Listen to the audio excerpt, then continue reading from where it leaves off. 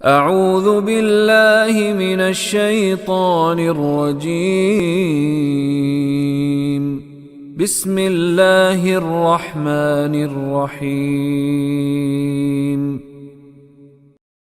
اقم الصلاة لدلوک الشمس الى غسق اللیل وقرآن الفجر ان قرآن الفجر كان مشہودا اقم الصلاة لدلوک الشمس الى غسق اللیل اقم الصلاة نماز کو قائم کرو۔ نماز کو قائم کرنے کے لیے جو شرائط ہیں ان کو نماز کے بعد بھی پورا کرتے رہو۔ نماز میں جو کلمات ادا کرتے ہیں، جو ہدایات ہیں، جو عہد ہیں، جو وعدے ہیں، ان کو مسلسل پورا کرتے رہو اگلی نماز تک۔ اور اس میں جس طرح اللہ کے حضور نماز کے اندر سجدے میں گر جاتے ہیں، اپنی ناک بھی اور پیشانی بھی رکھ دیتے ہیں، اسی طرح آرا کی دنیا میں جہاں پر آپ کوئی رائے بنا لیں، جہاں کوئی آپ موقف اختیار کر لیں، اللہ کا حکم، اس کے رسول کا حکم آتے ہی سجدے میں گر جائیں اور اپنے موقف سے ہٹ جائیں اور اس موقف کو تسلیم کر لیں جو اللہ نے کہا ہے، تو آپ کی نماز قائم ہوگی۔ اگر اس پر کھڑے رہے ہیں تو نماز ابھی قائم نہیں ہے۔ اگر نماز میں آپ نے پڑھ لیا ہے وَلَا تَفَرَّقُوا، فرقہ نہ ہونا، جب اللہ کا حکم آ گیا ہے، آپ کے دماغ میں یہ تھا کہ مجھے بریلوی ہونا چاہیے، مجھے دیوبندی ہونا چاہیے، مجھے اہل حدیث ہونا چاہیے، مجھے شیعہ ہونا چاہیے، اپنے اس دماغ سے پہلے نکالیں گے تو نماز نے قائم ہونا ہے۔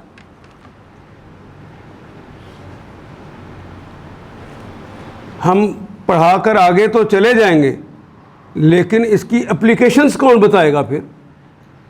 اس لیے میں رک کر آپ کو یہ بات سمجھا رہا ہوں، یہ کوئی معمولی بات نہیں ہے۔ اسلامی انقلاب کو برپا کرنے کے لیے پہلا کام اقامت ہے۔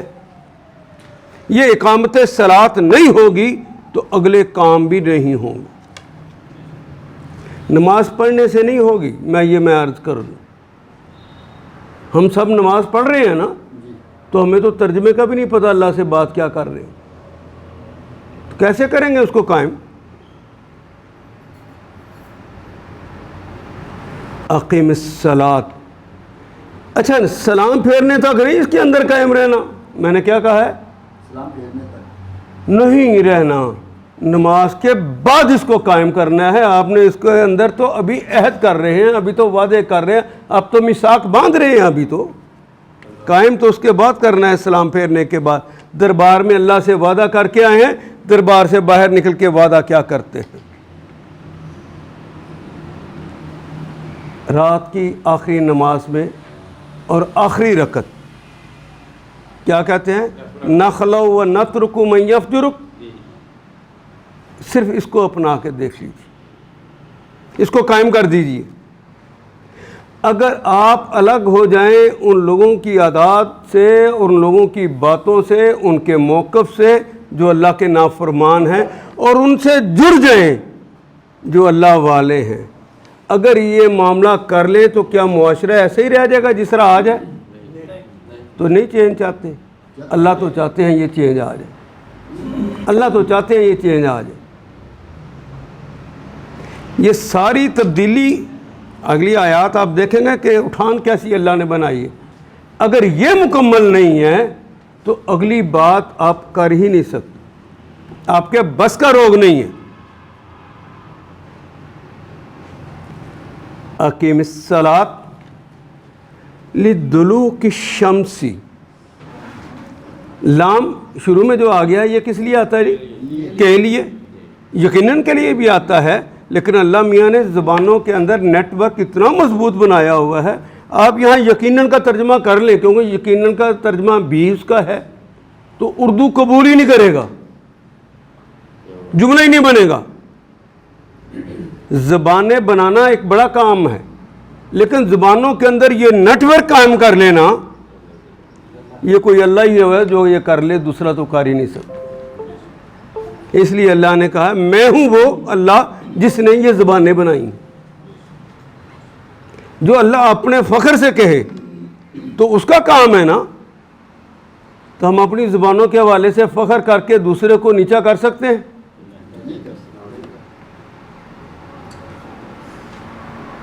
وہ کبھی ہمیں شوق آتا ہے نا عربی کو بہت بلند کرنے کے لیے, تو عربی کے قصیدے کہنے شروع کر دیتے ہیں. کوئی اردو کس نے بنائی ہے اور پنجابی کس نے بنائی ہے؟ تو جب اس کو ریجیکٹ کرتے ہو تو کس کو ریجیکٹ کر رہے ہو؟ وہ میرے ایک دوست ہیں, انہوں نے کہا یار اردو میں جتنے کلمات کے اندر قوت اور طاقت ہے اور جتنی لطافت ہے یار پنجابی میں نہیں ہے, بڑی بدتمیزی زبان ہے. میں کہ گھر کی تربیت کی وجہ سے ہو گئی ہوگی. اگر آپ اردو میں کہتے ہیں ابو جی میں آپ کی خدمت میں حاضر ہوں یا میں آپ کے حضور آنا چاہتا ہوں, اردو میں کہتے ہیں, تو پنجابی میں بھی محبت سے کہا جا سکتا ہے کہ نہیں کہا جا سکتا؟ کہتے ہیں جتنی قوت سے اس میں کلمہ ہے کسی اور میں نہیں ہے. میں کہا چلو پنجابی میں کہتے ہیں پامبر مچ گیا ہے, اس کا ترجمہ مجھے کسی اور زبان میں کر کے دکھا دو. ہر زبان کے اندر اللہ نے کچھ خوبیاں رکھی ہیں, دوسرے کے اندر کوئی اور خوبیاں رکھی ہیں, تیسرے کے اندر وہ جغرافی حوالوں سے جن جن چیزوں کی ضرورت تھی وہاں پہ وہ خوبیاں اللہ نے رکھی ہیں, زبان نے نہیں رکھی ہوئی, اللہ نے رکھی ہوئی ہیں, کیونکہ زبانیں بنائی اس نے. اقیم الصلاۃ, نماز کو قائم کرو, لدلوک الشمس, یہ کلمہ دالا کا یدلکو دلوکن, دالا کا یدلکو دلوکن, دلک کے دو معنی عربوں کے ہاں پائے جاتے ہیں. صحابہ میں بھی اس میں اختلاف تھا. دھلک کے ایک معنی یہ ہے کہ ڈھل جانا, کسی دوسری سائٹ پر مائل ہو جانا, یہ بھی دلک کے معنی. اور دلک کے ہی معنی ہے جو چیز وہاں موجود تھی وہاں سے پوری طرح ہٹ جائے, یعنی غروب ہو جانا. بعض صحابہ نے دلک کے معنی لیے کہ جب سورج لدلوک الشمس, شمس سورج کو کہتے ہیں اردو میں بھی, شمس کے ڈھلک جانے سے لے کر. اور بعض اہل علم نے صحابہ میں سے انہوں نے کہا کہ دلوک کے معنی غروب, وہ بالکل غائب ہو گیا. تو جب ہم قرآن حکیم کو پڑھتے ہیں اس کا انالیسس کرتے ہیں تو ان صحابہ کی رائے صائب لگتی ہے جنہوں نے کہا کہ دلوک سے مراد ڈھلک جانا ہے. کیونکہ اگر یہ کہا اقیم الصلاۃ لدلوک الشمس تو گویا نمازوں کا آغاز تو سورج کے ڈھلنے سے کرنا ہے. تو محمد رسول اللہ کے بارے میں تو آتا ہے کہ انہوں نے حضرت جبریل امین کے ساتھ مل کر جو نماز پڑھی, پہلی اس وقت پڑھی جب نماز سورج پورے عروج پہ تھا, پھر وہ اتنا ڈھلک گیا کہ اس کا سایہ, کسی چیز کا سایہ جو کھڑی ہوتی اس کا سایہ اگر چھڑی کھڑی ہے تو جوتی کے تسمے برابر بھی ہو گیا. تو آپ نے ظہر کی نماز اس وقت پڑھ لی. تو ان کی بات سے حضور کی یہ حدیث بتاتی ہے کہ ان صحابہ کی بات زیادہ قابل قبول ہے جو کہتے ہیں کہ جب سورج زوال پہ آ کے اپنا سایہ بنانا شروع کر دے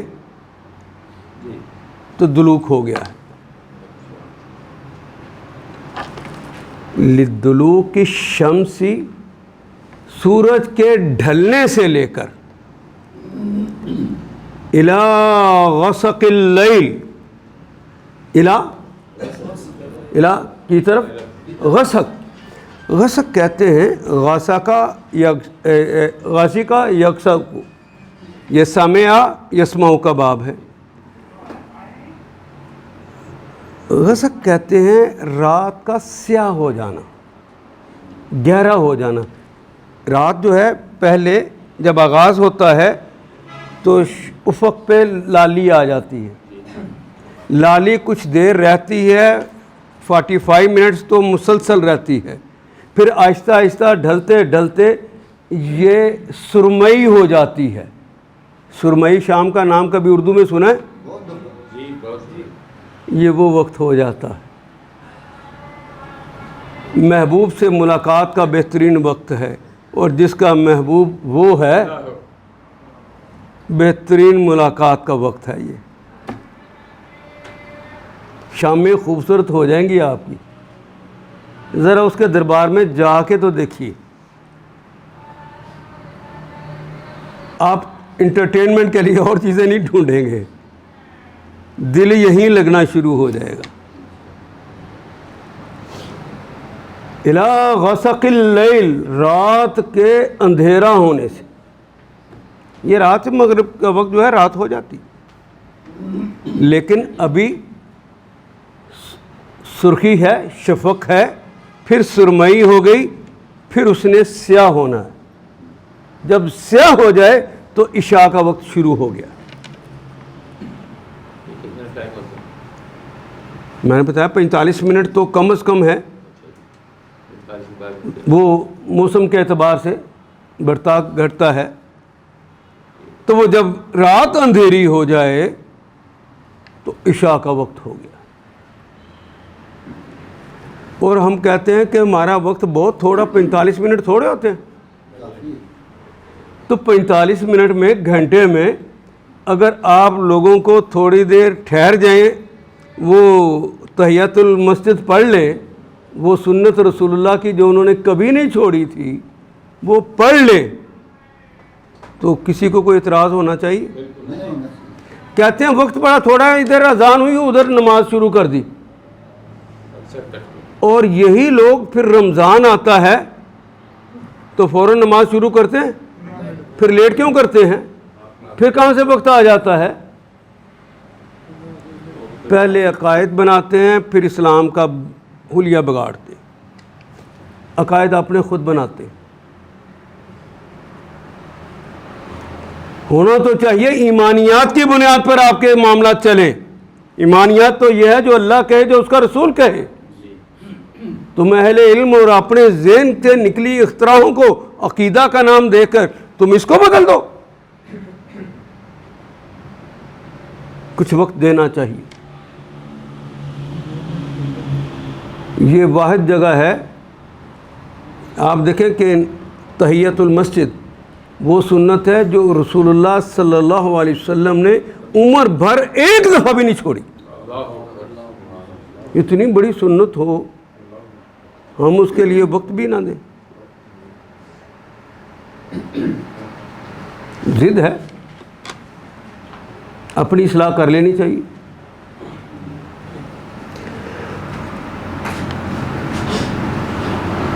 نماز قائم کرو زوال آفتاب سے لے کر رات کے اندھیرا ہونے تک۔ وقرآن الفجر، اب دیکھیے ظہر ہو گئی، عصر ہو گئی، مغرب ہو گئی، عشاء ہو گئی، اب ایک نماز رہ گئی، اس کا آگے تذکرہ کر دیا ہے۔ وقرآن، اور قرآن کا الفجری، وہ قرآن جو فجر کے وقت پڑھا جاتا ہے۔ نماز کے اندر جو تم قرآن پڑھ رہے ہو یہ الگ قرآن کی بات نہیں ہو رہی، نماز فجر کے اندر جو آپ قرآن پڑھ رہے ہیں، اسی حکم کی بنیاد پر نبی محترم صلی اللہ علیہ وسلم نے عام نمازوں کی نسبت فجر کے اندر اپنی تلاوت کو لمبا کر دیا۔ وقرآن الفجر ان قرآن الفجر، پہلا کلمہ نکرہ ہے، دوسرا کلمہ معرفہ ہے۔ ترجمہ کرتے ہوئے درمیان میں کہا کہ کا ترجمہ کریں گے، جس طرح قرآن الفجر پہلے بھی آیا ہے۔ فجر کے اندر جو قرآن پڑھا جانا ہے، کانا ہے مشہودہ، اس کا مشاہدہ کیا جاتا ہے۔ اللہ کی سپاہ ہیں نا آپ, اللہ کی سپاہ ہیں نا, تو گارڈ آف آنر کیا ہوتا ہے؟ سپریم کمانڈر آ کے معائنہ کرتا ہے کہ میرے بندے کس طرح مجھے سلامی دے رہے ہیں, کیا عہد مجھ سے کر رہے ہیں, کیا وعدے کر رہے ہیں مجھ سے, کیا کیا مجھ سے مانگ رہے ہیں. اللہ کہتے ہیں ہم اس کا خود مشاہدہ کرتے. کوئی میں بات سمجھا سکا جی؟ لیکن آپ کو وہ جو صبح کے وقت نماز میں پڑھا جا رہا ہے اس کا ترجمہ ہی نہ آتا ہو تو عہد ہو جائے گا آپ کا؟ بڑے سوچنے کی ضرورت ہے اس بات پہ کہ میرا بیٹا میری بیٹی یہ نماز پڑھ رہے ہیں, اللہ سے جو عہد کر رہے ہیں, انہیں پتہ ہے کہ میں نے کیا کہا ہے. کوئی بندہ ہو سکتا ہے ایسا کہ اللہ کا کلمہ اس نے ٹھیک طرح پڑھ لیا ہو اور نماز کے اندر کہے ایاک نعبد و ایاک نستعین, اے اللہ ہم صرف آپ کی عبادت کرتے ہیں, آپ کی پوجا و پرستش کرتے ہیں, آپ کے لیے نمازیں, روزے, زکاتیں, حج, سارے نیکی کے کام آپ کے لیے کرتے ہیں. ان الصلاۃ والنسک ومماتی ومحیایا للہ رب العالمین. میرا سب کچھ کس کے لیے ہے؟ وہ جتنے کام کرنے ہیں وہ اللہ کے لیے کرنے ہیں, جتنے کہنے ماننے ہیں کس کے ماننے ہیں؟ عبد ہے نا, وہ معبود ہے نا, تو عبد نے معبود کا کہنا ماننا یا نہیں ماننا؟ تو اس کے علاوہ وہاں پہ تو ایّا کا کلمہ, ایّا کا کلمہ تو باقی سے کاٹ دیتا ہے نا. آپ کہیں کہ میں اللہ نمازیں تیری پڑھوں گا تو کہنا میں لینن اور ماؤ اور مارکس کا اور اینجل کا اور فرائڈ کا مانوں گا, اللہ آپ کی نماز قبول کر لے گا؟ عمل کی دنیا میں آپ اسلام کے نظام کو ٹھکرا کر یا مشرقی یورپ یا مغربی یورپ کے لوگوں کا جو فکریں بنائی ہیں, آپ کہیں کہ میرا مطمع نظر صرف ڈیموکریسی ہے, اللہ قبول کر لے گا؟ نماز کے اندر تو آپ کہیں ایاک نعبد, اور قائم کرنا ہے نماز کو سلام پھیرنے کے بعد. آپ کہیں کہ نہیں, مغربی یورپ کے مفکرین نے, مجھے تو روسو کی بات بہت پسند ہے, مجھے تو ارسطو کی بات بڑی پسند ہے, مجھے تو افلاطون کی بات بہت پسند ہے, میں اس کو مانوں گا. اللہ کی بات کے ہوتے ہوئے کسی کی بات کو مانا جا سکتا ہے؟ پھر ایاک نعبد و ایاک نستعین. پھر وہ بندہ جس نے عہد کر لی اسے پتہ ہے ایاک کا کلمہ باقی سے کاٹ دیتا ہے, تو ایاک خاص آپ سے, نستعین ہم استعانت طلب کرتے ہیں, تو سلام پھیر کے کسی بابا جی کے در پہ جا سکتا ہے؟ کسی فرعون کے دربار میں, کسی قارون کے دربار میں جاتے ہیں یا نہیں جاتے؟ اس لیے کہ پتہ ہی نہیں کہ کیا کر کے آئے. اس کو میں سمجھانا چاہتا ہوں.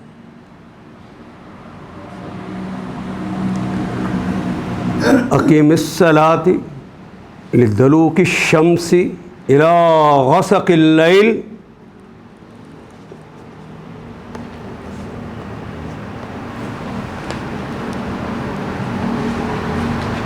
یہ جو نمازوں کے اوقات ہیں, نبی محترم صلی اللہ علیہ وسلم, ایک طویل حدیث ہے, اسے حدیث جبریل کہتے ہیں.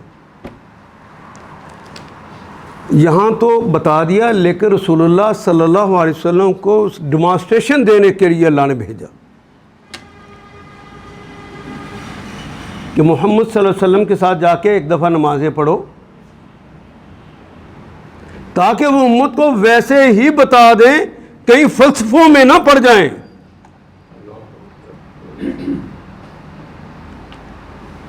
ہم نے اتباع کس کی کرنی ہے دنیا میں؟ اللہ کے حکم کی اتباع کرنی ہے. اور نمونہ ہمارے لیے کون بنا دیا گیا ہے؟ لَقَدْ كَانَ لَكُمْ فِي رَسُولِ اللَّهِ. آپ کے مولوی صاحب کا نام تو نہیں نہ آیا, رسول اللہ کا آیا ہے نا, تو اسوہ کون رہیں گے؟ تو رسول اللہ کو اسوہ ہی بنانے کے لیے کوئی کمی نہ رہ جائے، جبریل جاؤ جس طرح میں نے سکھایا ہے اس طرح جا کے وقت بتا کے آؤ کس کس وقت نماز پڑھنی ہے۔ ابھی تو ہماری مسجدوں میں اس پہ لڑائی ہو جاتی ہے کہ نماز کو پہلے وقت پڑھنا ہے کہ نماز کو آخری وقت پہ پڑھنا ہے، نماز کو کس وقت پڑھنا ہے، کوئی 1 بجے پڑھ رہا ہے، کوئی 1:30 بجے پڑھ رہا ہے، کوئی 1:45 بجے پڑھ رہا ہے، اور ہماری مسجد میں تو 2 بجے ہی ہوتی ہے۔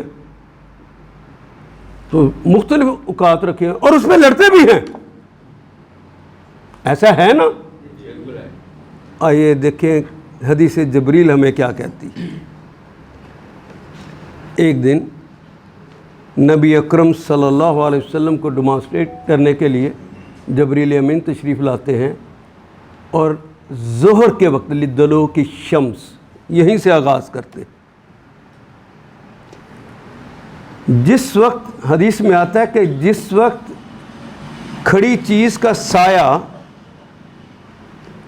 نبی صلی اللہ علیہ وسلم فرماتے ہیں کہ جوتے کے تسمے کے برابر ہو گیا۔ جوتے کا تسمہ کتنا ہوتا ہے؟ 2-3 ملی میٹر، چھوٹا سا تسمہ ہے، اس تسمے کے برابر ہو گیا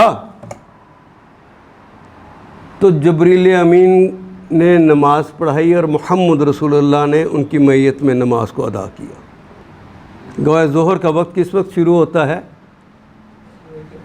مجھے آواز نہیں آئی جی، میں نے یہ تو پوچھا ہی نہیں ہے، یہ تو لکھا ہوا ہے، یہ بھی نہیں میں نے پوچھا، میں نے یہ کہا کہ بس اگر آپ نے کسی چیز کو کھڑا کیا ہے، کوئی چھڑی کھڑی کر دی ہے دوسری سورج سے دوسری سائڈ پر، اس کا سایہ بنا ہے، بس اتنا بن جائے جتنا جوتی کا تسمہ ہوتا ہے، یعنی یوں سمجھ لیجیے ایک بالشت کا بھی ہو جائے، زیادہ ہو گیا، ایک بالشت کا بھی ہو جائے تو ظہر کی نماز کا وقت ہو گیا۔ 7-8 منٹ لگتے ہیں گھر میں، ظہر کی نماز کا سائے میں 7-8 10 منٹ کے درمیان ہی ہے سایہ جو۔ اور اگر جب عصر کا وقت ہوا،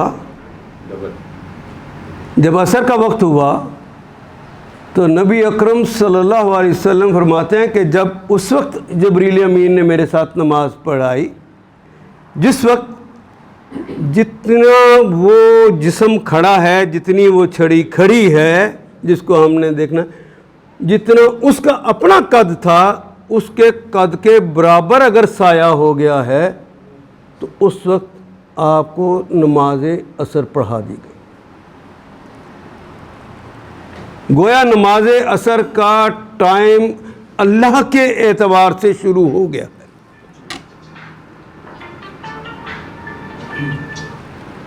اور مغرب کی نماز اس وقت پڑھائی جب شفق آ جائے، لالی آ جائے اور وہ سرمئی میں بدلنے سے پہلے سرمئی سے بدلنے لگے۔ شفق جو ہے پہلے سرخ ہے، پھر وہ سرمئی میں بدلنے لگے، جس وقت لوگ وہاں حضور کی جو کلمات ہیں، جس وقت لوگ روزہ کھولتے ہیں، پھر اس وقت مجھے نماز پڑھائی۔ اور جب رات گہری ہو گئی تو جبریل امین نے مجھے پھر نماز عشاء کروا دی۔ پھر اگلے دن تشریف لائے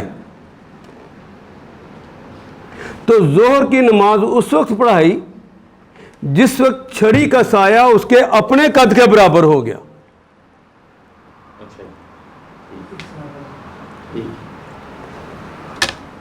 جب چھڑی کا سایہ، جو چیز کھڑی ہے اس کا سایہ جتنی لمبی چھڑی ہے اتنا ہی سایہ بن گیا، تو اس وقت آ کے آپ کو نماز ظہر پڑھائی، اور ایک دن پہلے اس وقت نماز عصر کروائی، ظہر پڑھائی۔ جب یہ چھڑی کا سایہ 2 گنا ہو گیا تو عصر پڑھائی۔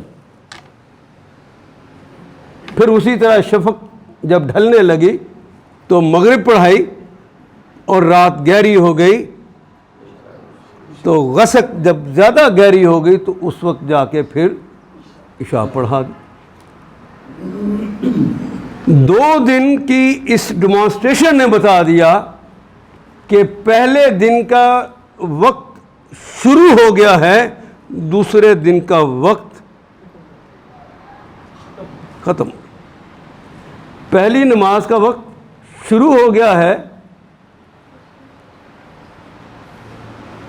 یوں سمجھیے 12:00 پر، اور جب یہ پہلے دن جو ظہر پڑھائی تھی کس وقت پڑھائی ہے؟ ایک سایہ اس کے ایک چھڑی کے سائے کے برابر ہو گیا۔ یہاں آ کے ظہر کا وقت ختم ہو رہا ہے اور اس لمحے عصر کا وقت شروع ہو رہا، اور جب 2 گنا ہو گیا تو اگلے دن اس دن پڑھائی، یہاں پہ آ کے مکمل ہو رہا۔ گویا ان دونوں اوقات کے درمیان، وہ ظہر کا ہو وہ عصر کا ہو، مسلمانوں کے کام کاج کے اوقات ہیں۔ دیکھیے اللہ تعالیٰ کتنا رحیم ہے۔ 2 باتیں سمجھانا چاہتا ہوں یہاں پر، کتنا رحیم ہے۔ کوئی بڑھئی ہے، کوئی موچی ہے، کوئی ترخان ہے، صنعت کار ہے، مراد میری یہ ہے، کوئی صنعت کار ہے، کوئی کسان ہے، کوئی ملازمت پیشہ ہے، کوئی دفتروں میں کام کر رہا ہے، کوئی اسینشل سروسز کر رہا ہے۔ ایک ہی وقت ہوتا تو سارے کام ہو جاتے، ڈسٹربنس تھی۔ بستی کے لوگوں اپنی سہولت کی خاطر، جہاں پر بستی کے لوگ آپس میں مشاورت کر کے کہیں کہ یہ ٹائم ہمارے لیے مناسب ہے، اللہ کہتے ہیں میری طرف سے یہی نماز کا وقت ہے۔ مومنوں کی مشاورت کو اللہ کتنی اہمیت دے رہے ہیں۔ ہم مشاورت کا احساس ہی نہیں کرتے، اپنے گھر میں نہیں کرتے۔ اگر بیگم مشورہ کے لیے کہہ ہی دے آج پنڈیاں پکانیاں نے کہ ٹینڈے پکانے نے، کم از کم شوہر تو طے نہیں کر سکتا، کر لیتا ہے جی کہ لڑ پڑتا ہے، اب بھی بنانا ہے، جو کرنا کر لو، من نہیں پتا۔ یہ مشاورت آپس کی اتنی اہم ہے کہ آپ کی مشاورت کو اللہ اپنی رائے قرار دے دیتا۔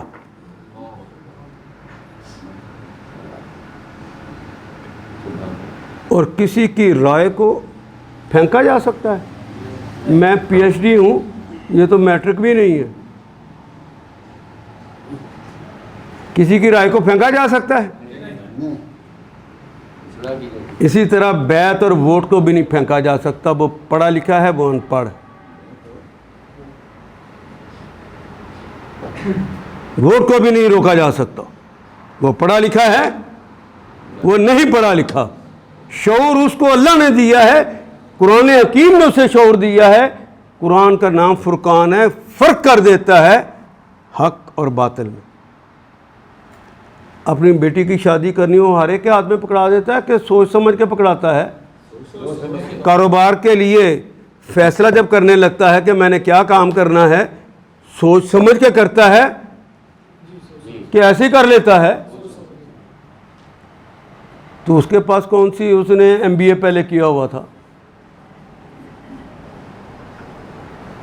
اس نے فزیبلٹیز کب بنائی تھی؟ یہ سوچ اس کو اللہ نے دی ہوئی ہے۔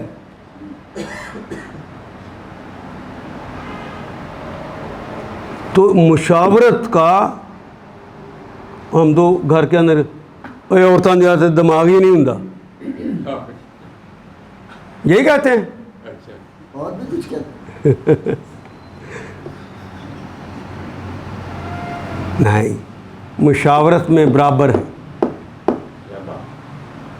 مشاورت ان سے لینی ہے، اور گھر کے معاملات جن کے حوالے کر رہے ہو انہی سے مشاورت نہیں۔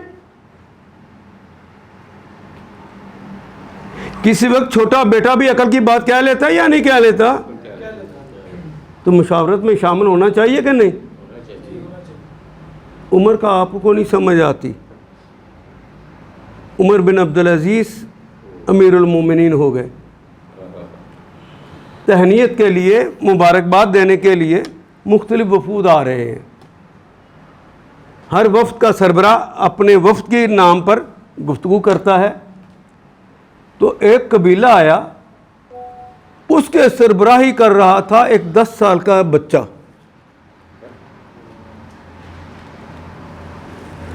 امیر المومنین نے اسے منع تو نہیں کیا کہ تم کیوں سربراہی کر رہے ہو، لیکن اس انداز میں ضرور کہا کہ امیر المومنین نے کہ بیٹا، اگر تمہاری جگہ کوئی بڑی عمر کا آدمی آ کر بات کرتا تو کیا زیادہ اچھا نہ ہوتا؟ صرف اس طرح کہا. بچے نے کہا امیر المومنین، اگر بڑی عمر ہونے کی وجہ سے عقل ہوتی تو پہاڑوں کی عمر تو انسانوں سے بھی زیادہ ہے. حضرت عمر نے کہا بیٹا میں تیری عمر کو شکل دیکھ کے دھوکہ کھا گیا.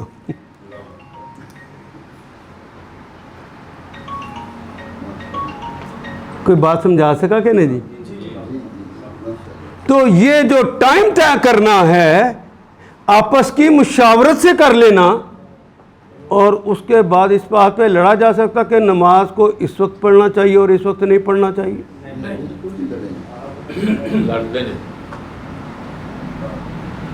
اگلی بات، میں نے یہ جو تمثیل آپ کے سامنے رکھی ہے، پہلی نماز کا وقت اس وقت تک رہتا ہے جب تک اگلی نماز کا وقت شروع نہ ہو جائے.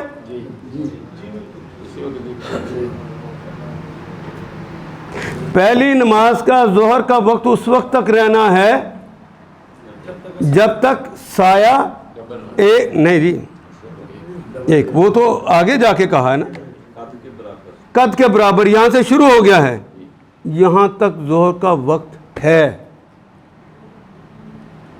اسے قضا کر کے نہ پڑھے، یہ ان ٹائم ہے، اسے قضا مت کہیے. حتیٰ کہ نبی محترم فرماتے ہیں کہ اگر کسی نے، کیونکہ اس وقت گھڑیاں تو نہیں تھی نا، اگر کسی نے اللہ اکبر کہہ دیا اور اگلی نماز کا وقت آ گیا، اس کی نماز ادا ہے، قضا نہیں ہے. اور رحیم تو ہاتھ کھول لے سینے سے لگانے کے لیے تیار ہے. ہمیں مشکلات میں پڑھنے کو تیار ہے، ہمیں آسانیاں نہیں چاہیے. وہ تو کتنی آسانیاں کرتا.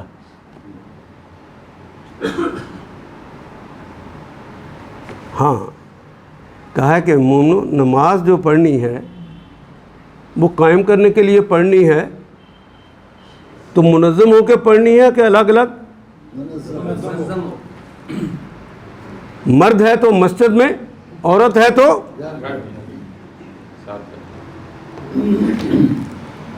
اور میں نے پچھلی دفعہ بھی عرض کیا تھا کہ یہ بات اللہ کے ہاں مواخذے کا سبب بنے گی کہ جماعت ہو گئی ہے اب میں گھر ہی پڑھ لوں. نہیں، جماعت مرد ہو تو مسجد میں ہی پڑھنی. اور آپ کو ماپنے کے لیے کہ آپ کیسے ہیں ایک بیرومیٹر دے دیتا ہوں. جتنے لوگ یہ رستہ اختیار کرتے ہیں کہ چلو جماعت ہو گیا میں گھر ہی پڑھ لیتا ہوں، ان کی عادات اور طعنہ زیادہ ہو جاتی، ان کی عادات کے اندر فرق پڑ جاتا. گھر میں عورتوں کی طرح چھوٹی چھوٹی باتوں کو لے کر وہ بھی طعن و تشنیع کے اوپر اتر آتے. دیکھ لیجیے ان لوگوں کو. اور مردانہ مجاہدانہ روش وہ نہیں اپناتے. ان سے باتیں کروا لو لیکن جہاد کا وقت ہوگا تو وہ آگے نہیں آئیں گے. یہ تو ساری جہاد کی تیاری ہے. دین کو قائم کرنا ہے، جہاد کے بغیر نہ رسول اللہ کر سکے نہ کوئی اور کر سکے گا. جہاد کرنا پڑا تھا یا نہیں کرنا پڑا تھا؟ فتح مکہ کرنا پڑا تھا یا نہیں کرنا پڑا تھا؟ یہ تو کرنا ہی پڑے گا. یہ مردانہ کام. اور عموماً ان کی زبان پہ یہ ہوتا ہے ہمارا تعلق کسی پارٹی سے نہیں ہے, ہم نیوٹرل ہیں. نیوٹرل کون ہوتا ہے؟ اس میں کچھ بھی نہیں ہوتا.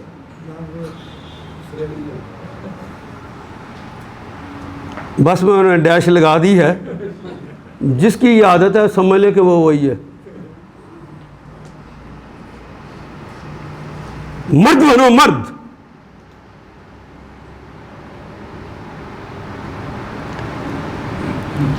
عورت اور مرد اللہ نے خود بنائے ہیں. وہ ایک خاص صنف ہے جس کو اللہ نے خاص مقاصد کے لیے بنایا ہوگا. اور وہ خاص مقاصد کیا ہیں؟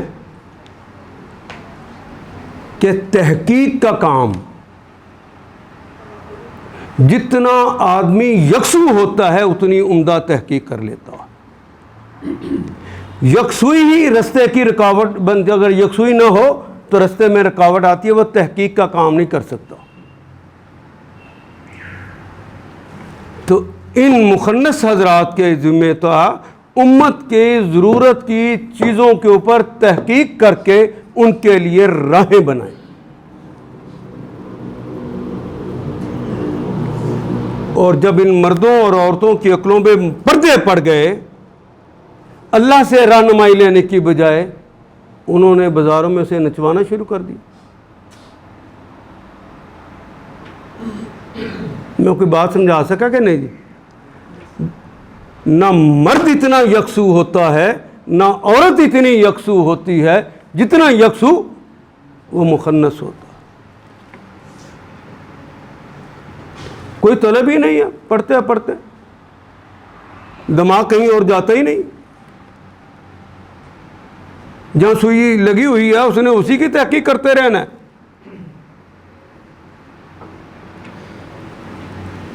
وہ ایک موجودہ بچوں کے لیے فائدے کی بات, آپ کے لیے بھی فائدے کی بات. عموماً ہم نے یورپ سے پڑھا ہوتا ہے اس کی تحقیق کے مطابق کہ بچے کو یکسوئی چاہیے, اس لیے اسے پڑھنے کے لیے الگ جگہ دے دو. ہم اسے الگ کمرہ دے دیتے ہیں. جب وہ الگ کمرے میں بیٹھ کے پڑھنے لگتا ہے, تھوڑی ہی دیر کے بعد وہ جو ٹی وی پہ دیکھی تھی نا خوبصورت سی اداکارہ, اس کی آواز کی کھنک اس کے کانوں میں آتی. اب وہ پڑھ رہا ہے, ماں سمجھ رہی ہے پڑھ رہا ہے. اسی طرح بیٹی بھی, وہ کلاس فیلو جو سجیلا ہے, خوبصورت ہے, اچھا ہے, اس کے دماغ میں ہے, اس کی فوٹو الفاظ جو ہیں اس کی فوٹو کا روپ دھار لیا, وہ آگے چل ہی نہیں سکتی. یہ عمر کی وجہ سے ہوتا ہے. آپ بھی اس عمر سے گزر کے آئے ہیں, آپ کا بھی مشاہدہ ہے. اس لیے کبھی اولاد کو تنہائی میں بیٹھ کے پڑھنے نہ دیں.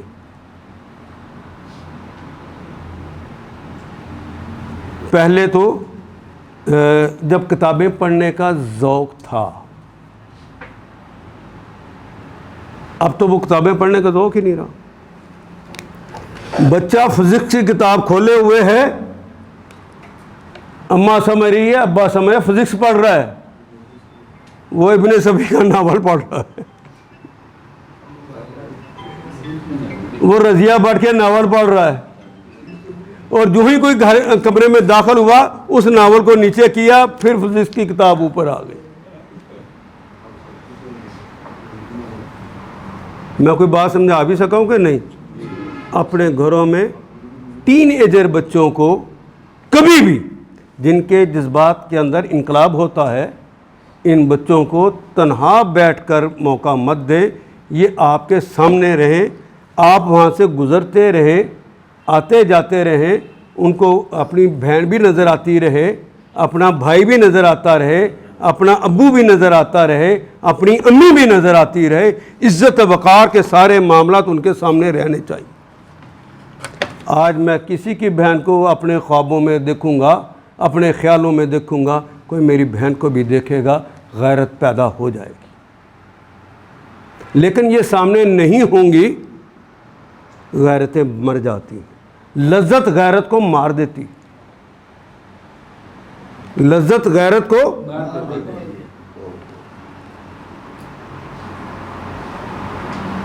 اس لیے کسی کو امتحان میں نہ پڑھنے دیں، ٹین ایجر کو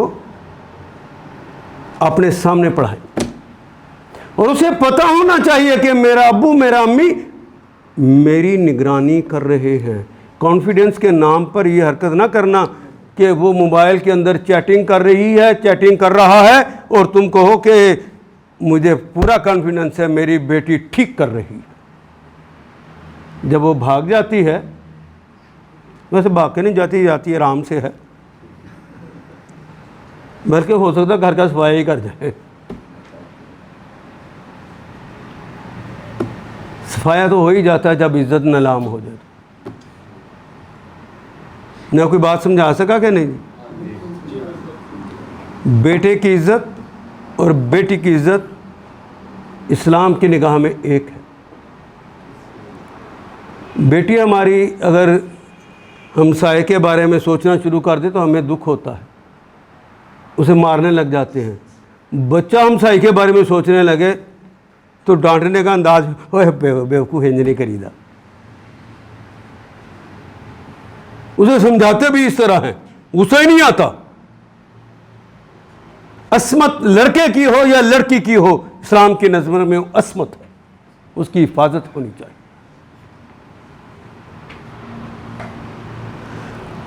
اقیم الصلاۃ، یہ سارا دن نماز کی حالت میں نہیں، لدلوک الشمس الی غسق اللیل، اور غسق اللیل سے لے کے والقرآن الفجر، اور فجر سے لے کے ظہر تک، یہ ایک سائیکل ہے، اس کے اندر اس نماز کو قائم رکھنا ہے۔ سونا بھی اس طرح ہے جس طرح محمد رسول اللہ نے کہا، دعائیں پڑھ کر سونا ہے، ہو سکے تو باوضو ہو کے سوئے۔ باوضو سونے اور بے وضو سونے میں دونوں میں کوئی فرق نظر آیا جی؟ لیکن ہم نہیں کرتے نا۔ رات گزارنی ہے، وہ رات جو رب نے آرام کے لیے بنائی تھی، نوجوان چیٹنگ پہ گزار دے، بابا جی بھی فلمیں دیکھنے لگ جائیں، وہ آرام ملے گا؟ وہ مسائل جو اس کے اندر اس نے دیکھے ہیں وہ اس کے دماغ پہ چھائے رہیں گے۔ وہ مسائل کا حل کے لیے نہیں ہوتی، وہ لذتوں کے لیے ہوتی ہیں، اور لذت غیرت نام کی ہر چیز کو مار دیتی، حتیٰ کہ احکام الہی انسان بھلا دیتا۔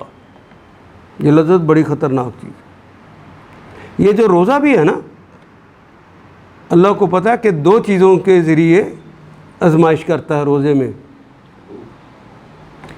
ایک پیٹ کی وجہ سے کہ یہ پیٹ کی موت ایسی زبردست ہے، اس کی مار ایسی زبردست کہ پتہ ہے کہ من غش فلیس منا، جس نے دھوکہ دہی کی وہ ہم میں سے نہیں ہے۔ میرے سامنے قرآن ہے، میں سچ کہہ رہا ہوں، اسلامیات کے بچے جو ایم فل کر رہے ہوتے ہیں، بچے تو نہیں نہ ہوتے، بچوں والے ہوتے ہیں، وش تو وہ بھی کرتے۔ چلو چھوٹے بچوں کو آپ کہیں کہ وہ بچے ہیں، ان کو شعور نہیں، انہیں پتہ نہیں، ان کو تو سارا پتہ ہوتا ہے نا، یہ حدیث تو پڑھ کر آئے ہوتے ہیں نا۔ مفاد پرستی اللہ بھلا دیتے ہیں۔ ایک تو پیٹ کی بات، اس کے لیے صبح سے لے کر شام تک تمہیں بھوک جتنا بھی ستائے، تم نے میرا کہنا ماننا ہے، اس پیٹ کا کہنا۔ اگر ہم پیٹ کے ہاتھوں مجبور ہو جائیں تو روزہ رہ جائے گا؟ اور دیکھیں جتنے بچے چھوٹے ہوتے ہیں وہ گناہ سے اتنے دور ہوتے ہیں نا، وہ روزہ رکھ لیں، آپ ان کی منتیں کر رہے ہوتے ہیں، بیٹا تیری حالت یہ ہوگی ہے، تو روزہ کھول لے، وہ کھولتا ہے؟ یہ ہے وہ سچائی۔ اور مفاد کا بندہ جو اللہ کا بندہ نہیں رہتا، جو مفاد کا بندہ بن جاتا ہے، اپنی ضرورت کے تحت احکام الہی کو ایک سائڈ پہ کر دیتا۔ اور دوسری بات کیا کس کا پریکٹس کروائی ہے کہ نماز کے اندر، روزے کے اندر بیوی تمہارا جو شرعی حق ہے روزہ رکھنے سے لے کر روزہ کھولنے تک، وہ تمہیں جو حق ہم خود دے چکے ہیں، ہم ہی منع کر رہے ہیں، تو کہنا تو تم نے ہمارا ماننا ہے نا، اب شہوت کے ساتھ اس کو دیکھنا بھی نہیں۔ میں کوئی بات سمجھا سکا جی؟ یہ لذت پرستی ایمانیات کو تباہ کر کے رکھ دیتی۔ میں انٹر لنک کر رہا ہوں ساری باتوں کو، ہو سکتا ہے کہ ہم اپنے گھروں کے اندر اور اپنی ذات کے اندر اس کا اہتمام کر سکیں۔ وقرآن الفجر، خاص طور پہ فجر کے وقت وہ جو قرآن پڑھا جا رہا ہے، اس میں آپ کی للہیت کتنی ہے۔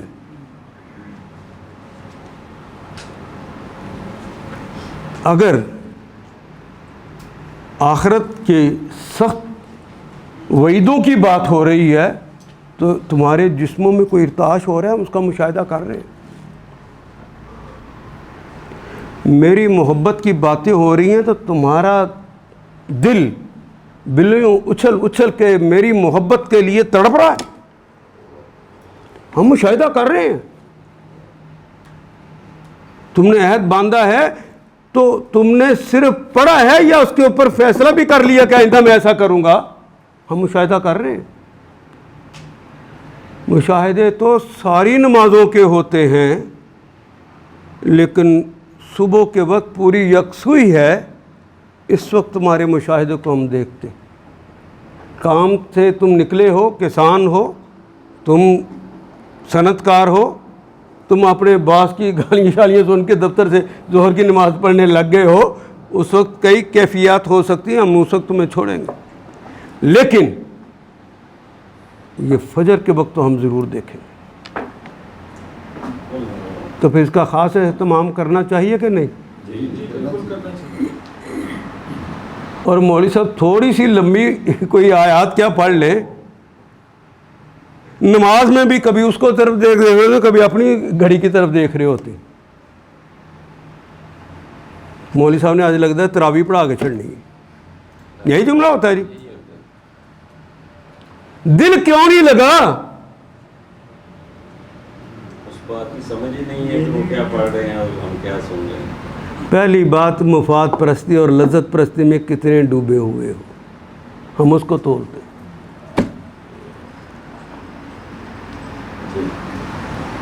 اللہ کو تولنا آتا ہے کہ نہیں آتا؟ بالکل آتا ہے، تول لے گا۔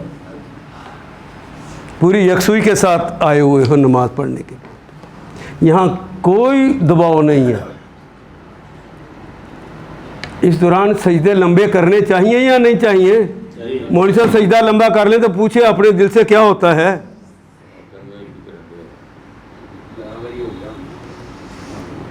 سوچے سوچے سوچے۔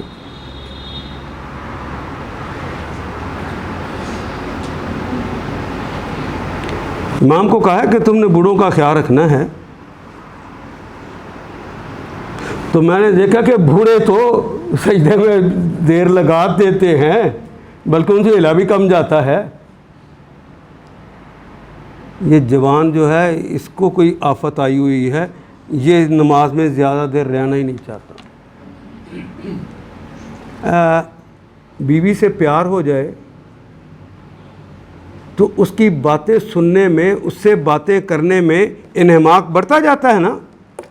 مجھے آواز نہیں آئی جی آپ کی، غلط کہہ رہا ہوں؟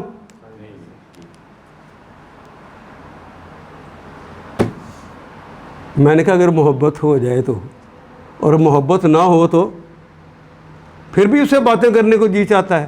دوسرے کمرے میں بھی بیٹھتے ہیں. سوچئے ذرا، میں آپ کو عملی باتیں بتا رہا ہوں. کھانا رکھ دو، پانی بھی رکھ دو. یہ بات بڑھائی ہے میں نے، لیکن کھانا رکھ دو، جاؤ. یہ بیوی ہیپی ہے تو نہیں ہے نا؟ کیوں تیرا رویہ یہ ہوا؟ محبت میں کہیں کمی ہے؟ یہ تو محبت کے لیے دی گئی تھی. حکم اللہ کا توڑ چکے ہو. کیسی نماز، کیسا روزہ، کیسی زکوٰۃ، اس کے لیے تو تیار کیا تھا. تو اسی سے میں یہ بات سمجھانا چاہتا ہوں، اگر اللہ سے پیار ہو جائے تو اس سے باتیں کرنے کو زیادہ جی چاہتا ہے کہ کم. تو پھر جب ہم نکل کر جانے کے لیے بھاگتے ہیں اور مولوی صاحب کو کہتے ہیں مولوی صاحب آج تراویح شروع کرتی ہیں سن، تو دل کی کیا کیفیت ہے؟ محبت والی ہے کہ دوری والی ہے؟ اپنے محبوب کی باتیں سننا. اللہ اور اس کے رسول کی باتیں ہوتی ہیں نا، جمعے والے دن امام صاحب سنا رہے ہوتے ہیں تو مسجد کی گھڑی کی طرف دیکھ رہے ہوتے ہیں، ٹائم تو ہو گیا، مولوی صاحب بھی لگے ہیں. نہ ہو تو اونچی اونچی ہو، اس طرح وہ دیکھتے ہیں، اس کو دیکھتے ہیں تاکہ مولوی صاحب کو پتہ چل جائے کہ، اور جب ایک آدھا منٹ اوپر ہو جائے تو پھر کیا دیتے ہیں؟ غلط کر رہا ہوں. یہ اکتاہٹ کیسی ہے؟ محبوب کی باتوں میں اس طرح کی اکتاہٹ ہونا شیمان ادارت، اس کا کیا مطلب ہے؟ اپنی محبت کو بڑھاؤ، کہیں کمی رہ گئی.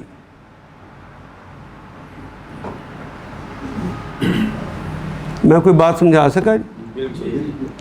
اور یہ جو نوافل گھر میں پڑھنے کے لیے کہا ہے نا، وہ کہا ہی اس لیے ہے کہ جب تم اللہ سے باتیں کر رہے ہو تو تمہارے چہرے کے تاثرات بدل رہے ہوتے.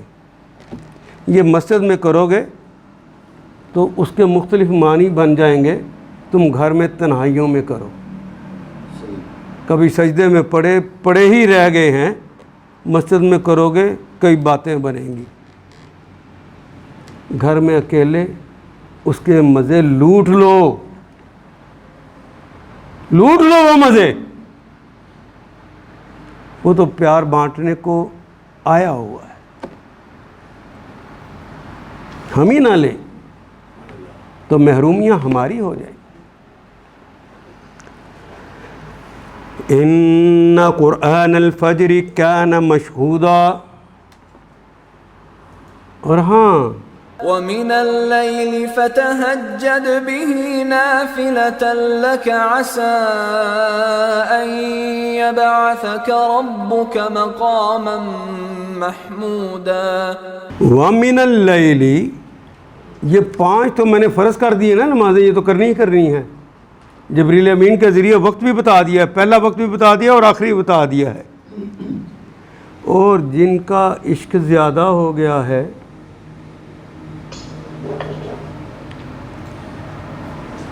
جن کا، مجھے آواز نہیں آئی تھی، اس سے لو لگ گئی ہے، نہیں نا چین آتا، پھر رات کو تہجد کے لیے میرے پاس آ جاؤ.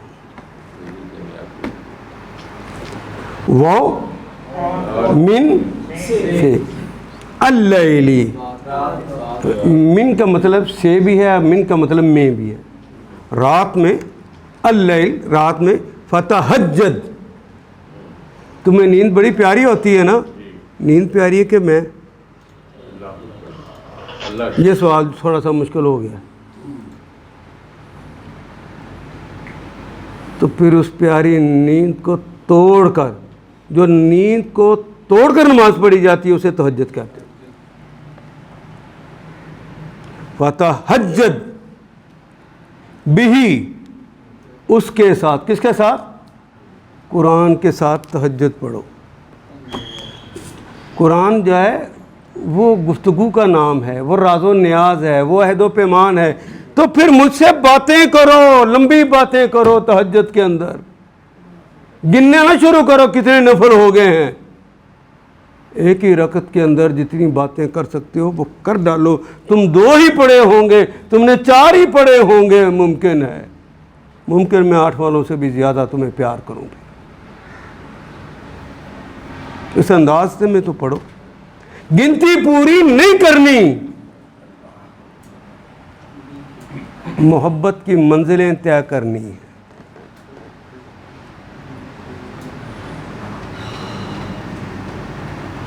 وقت ہی نہیں لگانا، سوچ کا دھارا بدلنا ہے. یہ غور و فکر کا وقت ہے، نگاہ کا زاویہ بدلنا ہے. رشتوں کے حوالے سے وہ رشتہ اللہ کے ساتھ ہے، وہ رشتہ ابو کے ساتھ ہے، بیوی کے ساتھ ہے، امی کے ساتھ ہے، بہن کے ساتھ ہے، ہمسائے کے ساتھ ہے، حکمران کے ساتھ ہے، رعیت کے ساتھ ہے. سوچنا اس بارے میں.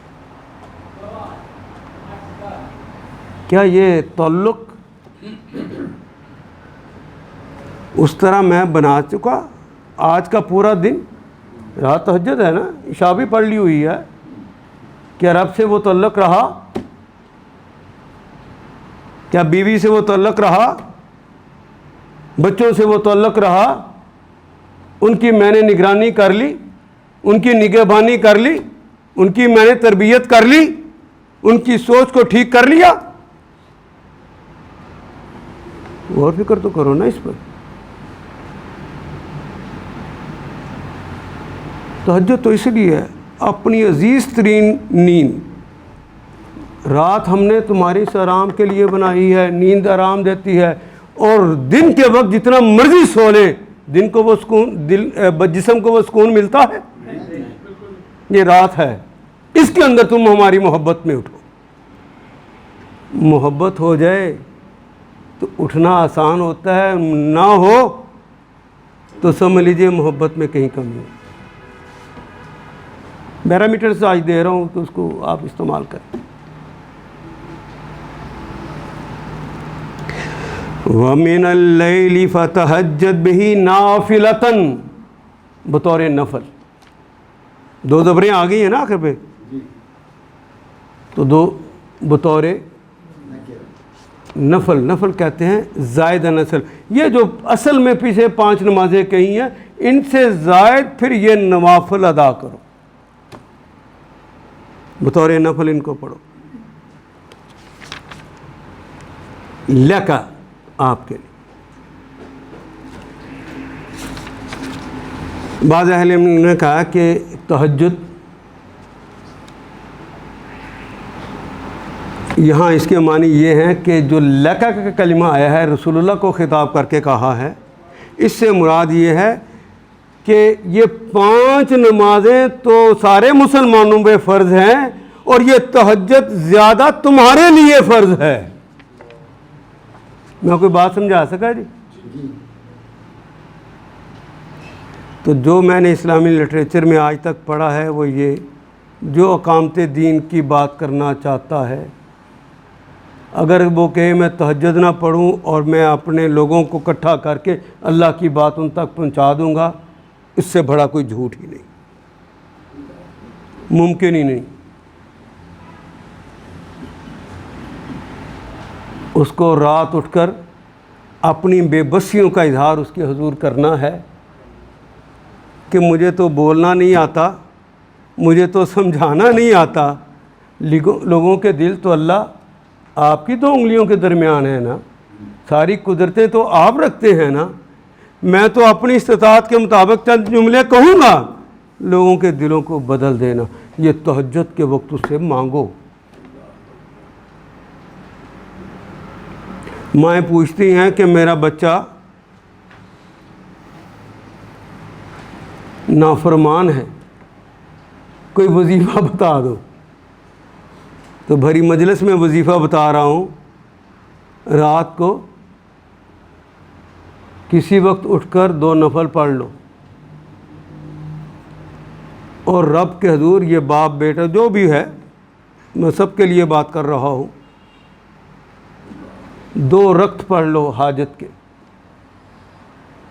اور رب سے کہو کہ رب کائنات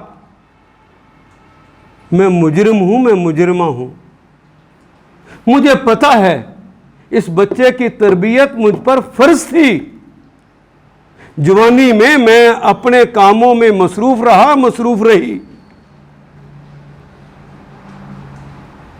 مجھے مفاد اور مادے کو اکٹھا کرنے کی فکر لاحق ہو گئی تھی، میں اپنے مستقبل کو بنانے کے چکر میں پڑ گیا تھا، میں بچے کو ٹائم نہیں دے سکا،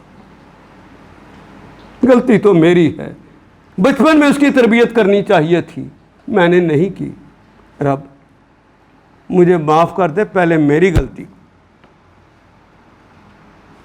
اور وہ میرا بچہ، وہ میری بچی جو نافرمان ہو گئی ہے، اللہ تیری قدرت سے باہر تو نہیں ہے نا، اپنی قوتوں سے اسے اپنا مطیع اور فرما بردار کر دے۔ وہ تو اس لیے نافرمان ہوئے کہ میں نے ان کی تربیت نہیں کی، قصور تو میرا نکلا نا، تو میں تو آپ کا حضور معافیاں مانگ رہا ہوں، مانگ رہی ہوں۔ یہ سچے دل سے کبھی توبہ کر کے دیکھو، اس سے دعائیں مانگ کے دیکھو، دیکھیے کیسے بدلتا ہے۔ اور ہو سکے تو یوں کر گزریے کہ جس وقت آپ تشہد پڑھ لیں، اب دعاؤں کا وقت شروع ہو گیا ہے، اردو میں، پنجابی میں جس طرح کسی کو اپنے دکھ سنائے جاتے ہیں، اپنوں کو دکھ سنائے جاتے ہیں نا اپنے، بیٹے نے یہ کر دیا ہے، بیٹی نے یہ کر دیا ہے، پھر وہ جو مسیحا ہوتا ہے جو آپ کی بات کو سلجھا سکتا ہے، اس سے منتیں کرتے ہیں، تو اس کو ٹھیک کر دے، تیری بڑی مہربانی، کرتے ہیں نا، اسی انداز میں اللہ سے باتیں کر لیجیے۔ میں قسم کھا کے کہتا ہوں اردو پنجابی اس کو آتی ہے، اردو پنجابی میں ان سے باتیں کریں، اس نے کہیں شرط نہیں لگائی کہ دعائیں مانگنے کے لیے تم نے میرے ساتھ عربی میں بات کرنی۔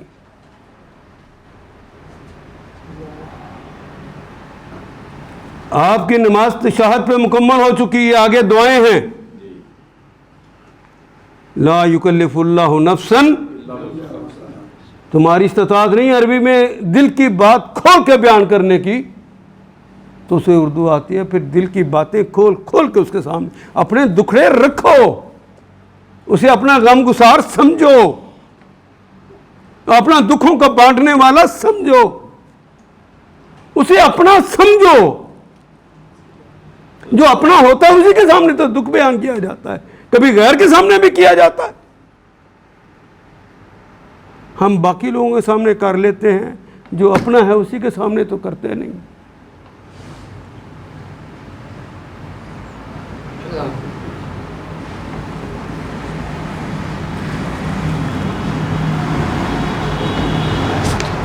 جب میں پڑھانے لگتا ہوں تو یہ جو سوئی ہے یہ مجھے بہت تنگ کرتی ہے، اس پہ پردہ ڈال دیں۔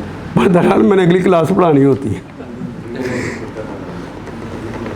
وَمِنَ اللَّيْلِ فَتَهَجَّدْ بِهِ، اسی قرآن کے ساتھ جو مشہودہ ہے، جس کا ہم خود مشاہدہ کر رہے ہوتے ہیں۔ ذرا ایک نماز اس طرح نا آج پڑھ کے دیکھ لیں، میری آپ سے درخواست ہوگی، اگر اچھی لگے تو پھر مزید پڑھ لیں، کہ بالکل کہ میں رک رہا ہوں، میں قیام کر رہا ہوں، میں سجدہ کر رہا ہوں، میرا رب مجھے ڈائریکٹ دیکھ رہا ہو۔ اس کی لذت اگر آپ مل جائے تو اس کو ضائع مت ہونے دیں، ہر نماز کے ساتھ یہ بڑھتی جائے گی، کیفیت ہی بدلتی جائے گی۔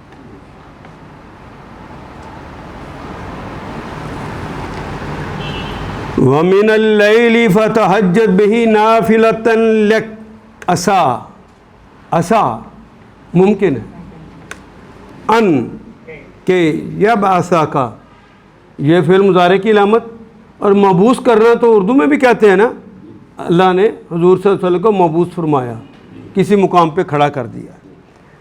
وہ یب ایسا کا تمہیں معبوس بنا دے, تمہیں کھڑا کر دے ربو کا, کوئی اور نہیں کر سکتا. سفارش کے پیچھے مت بھاگیے, سب سے بڑی سفارش کون کر سکتا ہے؟ جائیے اس کے پاس. دنیا کے لوگ سفارش کرنے کے لیے آپ کو ذلیل نہ کریں, انہیں چین نہیں آتا, اور وہ آپ کو سکون نہ دے لے, آپ کو عزت نہ بڑھا لے, اس کو بھی چین نہیں آتا. تو پھر کس کے پاس جانا چاہیے؟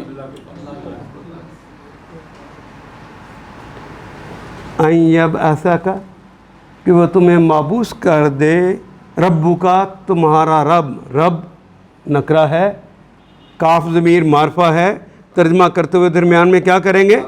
کہا کہ حقیقت ہے ربو کا, آپ کا رب.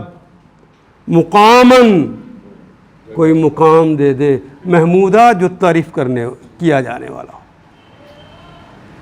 جس کی تعریف کی جائے. آج یہ محمد تمہیں یہاں سے نکال رہے ہیں نا علیہ الصلوۃ والسلام, یہ آج تمہیں یہاں سے نکال رہے ہیں نا, گالیاں دے رہے ہیں, پتھر مارتے ہیں, طائف کی وادی میں لہو کر دیا ہے نا. تیرا رب ایسے مقام پہ ادا کر دے گا کہ میرا جہاں نام گونجے گا ساتھ تیرا نام بھی گونج رہا ہوگا. جہاں میری اذان ہوگی وہاں تیرا نام بھی آ رہا ہوگا. جب لوگ کلمہ پڑھیں گے جہاں میرا نام لیں گے وہاں تیرا نام بھی لیں گے. وہ تجھ پہ درود پڑھا کریں گے. آنے دے وقت کو ذرا, مت گھبرا. قائم کرنے کے لیے یہ اندر کی تیاریاں کروائی جا رہی ہیں, مقام وہ دلوانا ہے. ان آیات کو ایک دفعہ پھر تلاوت خود کیجیے, عربی و مبین پڑھتے ہوئے دیکھیے کیا بات پوری اندر اتر رہی ہے, کیا یہ اردو کے سانچے میں ڈھلتی گئی ہیں عبارتیں. اگر بات سمجھ آنی شروع ہو گئی تو الحمدللہ یہی ہمارا ہدف ہے, اور یہ ہدف پورا ہو گیا. اللہ میرا اور آپ کا حامی و ناصر.